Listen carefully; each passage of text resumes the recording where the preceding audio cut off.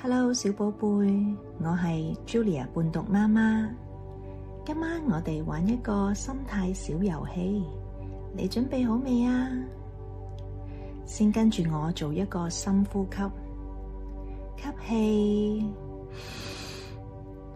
感受一下身體充滿咗好多清新嘅空氣，然後呼氣。將所有細細嘅煩惱都吹走晒佢。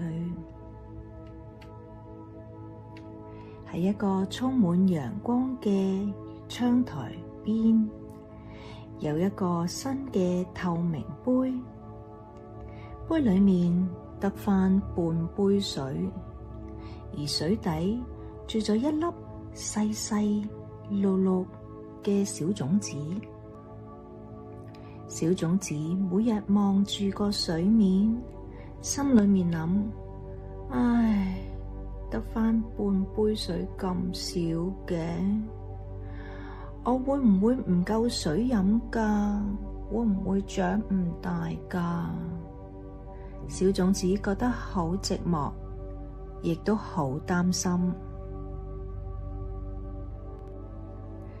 呢個時候，伴讀媽媽 Julia靜靜咁行咗過嚟，我輕輕咁響杯入面滴咗一滴金燦燦、充滿陽光氣味嘅檸檬油。神奇嘅事就發生啦！原本靜止嘅水開始傳出好細聲、好快樂嘅嗡嗡聲，就好似好有活力嘅頻率咁。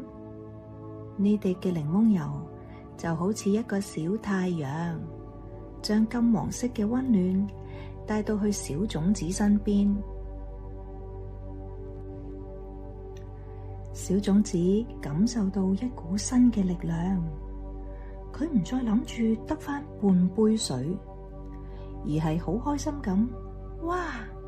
我仲有半杯水喎，而且水入面仲有咁香嘅檸檬味同埋暖粒粒嘅頻率。小種子覺得自己被無條件嘅愛包圍住，佢努力咁向上伸，啪嚓一聲，由杯底長出咗一根細細嘅綠芽。係啊，佢用仲有半杯水嘅心態長出咗自己第一塊葉。